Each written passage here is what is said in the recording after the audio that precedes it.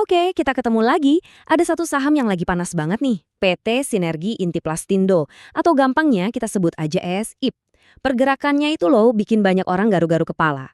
Nah, tugas kita hari ini adalah bedah tuntas. Kita mau intip ada apa sih sebenarnya di balik semua ini? Yuk, langsung mulai. Langsung aja ya, ini dia biang keladinya. Coba lihat angka ini. Dalam setahun, saham ESIP terbang lebih dari 282%. Gila kan? Ini bukan naik biasa, ini ledakan. Dan inilah misteri yang mau kita pecahkan bareng-bareng hari ini. Nah, sebagai investor yang cerdas, kita nggak boleh langsung ikut-ikutan. Pertanyaan pertama yang wajib muncul di kepala kita, lonjakan gila-gilaan ini ada isinya nggak? Bisnisnya beneran bagus? Atau kita cuma lagi lihat balon yang siap meletus? Ayo kita cari tahu. Biar analisanya terstruktur, kita akan pakai 5 langkah ini. Pertama, kita lihat misteri lonjakan harganya. Kedua, kita bedah dompetnya alias kondisi keuangannya. Ketiga, kita petakan kekuatan dan risikonya. Keempat, kita intip taruhan masa depannya. Dan terakhir, yang paling penting, kita simpulkan semuanya buat bantu Anda ambil keputusan. Sip, mari kita mulai dari jantungnya, duitnya. Karena angka nggak pernah bohong kan? Dan di sini nih, ada yang aneh. Ada sebuah paradoks yang menurut saya menarik banget untuk kita dalami. Oke, sekarang fokus ke tabel ini ya. Lihat deh, pendapatan mereka alias penjualannya itu turun loh sekitar 5%.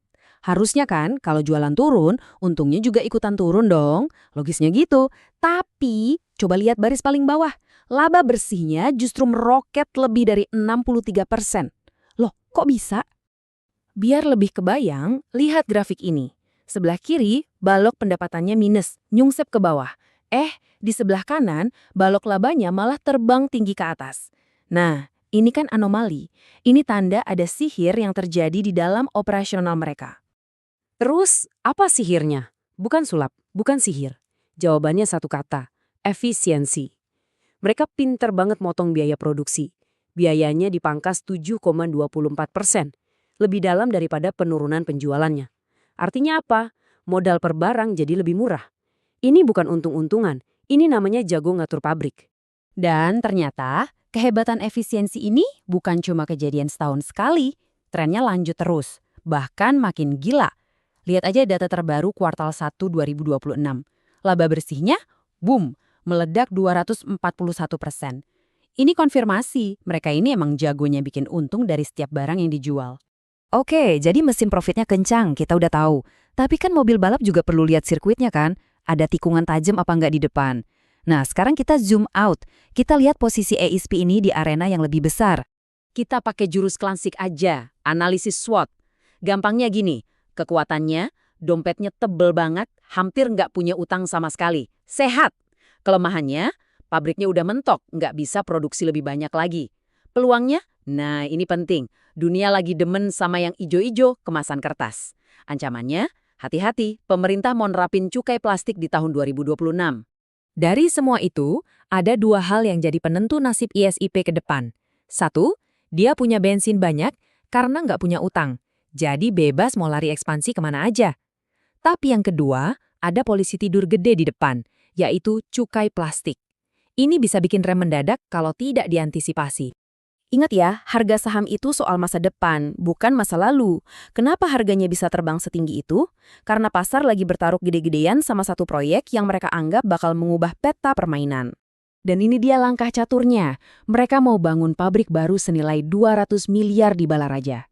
Dan kuncinya di sini, pabrik ini bukan buat plastik, tapi buat kemasan kertas. Cerdas banget kan? Satu langkah ini langsung nembak dua burung sekaligus. Kapasitas produksi nambah, plus ancaman cukai plastik jadi nggak ngaruh lagi. Jenius. Kalau Anda masih belum yakin sama ceritanya, coba lihat ini. Orang yang paling tahu dalamannya, sang direktur utama, dia pakai duit pribadinya buat borong 330 juta lembar saham. Ini bukan cuma ngomong doang, ini namanya skin in the game. Dia mempertaruhkan uangnya sendiri. Buat investor, sinyal kayak gini, wah kuat banget. Oke, ceritanya bagus, bisnisnya efisien, rencananya brilian. Tapi pertanyaannya sekarang, dan ini yang paling penting buat kita sebagai investor, harganya kemahalan nggak? Yuk kita hitung-hitungan. Cara ngukur yang paling umum itu pakai PE rasio. Anggap aja ini kayak stiker harga. PE ini ngasih tahu kita berapa kali lipat harga sahamnya dibanding untung tahunannya. Kalau PE-nya tinggi artinya pasar lagi optimis banget. Ekspektasinya udah setinggi langit. Dan di sini nih kita ketemu dilemanya. PE SIP itu antara 50-90 kali. Tinggi banget. Coba bandingin sama kompetitornya yang cuma 7 atau 20 kali. Artinya apa? Pasar udah naruh harga yang super premium buat SIP. Seolah-olah pertumbuhan masa depannya udah dijamin sukses. Tapi tunggu dulu. Kalau kita lihat dari kacamata yang beda, pakai rasio P per B atau price to book, ceritanya jadi jungkir balik. PB itu bandingin harga sama nilai aset bersihnya, kayak nilai tanah dan bangunannya. Dan PPBESIP cuma sekitar 1 kali. Artinya, kita bayar harga sahamnya ya setara dengan nilai asetnya. Malah lebih murah dari rata-rata industrinya. Dari sisi ini, harganya kelihatan wajar, bahkan murah. Nah, disinilah kita berada, di sebuah persimpangan. Di satu sisi, ada cerita pertumbuhan yang luar biasa dan strategi yang cerdas. Di sisi lain, harganya udah mahal kalau diukur dari laba. Jadi, pilihannya kembali ke Anda. Apakah Anda tipe investor yang berani membayar mahal untuk sebuah mimpi besar? Atau Anda lebih suka main aman, menunggu harga yang lebih menjejak ke tanah? Jawaban atas pertanyaan itu yang akan menentukan langkah Anda selanjutnya.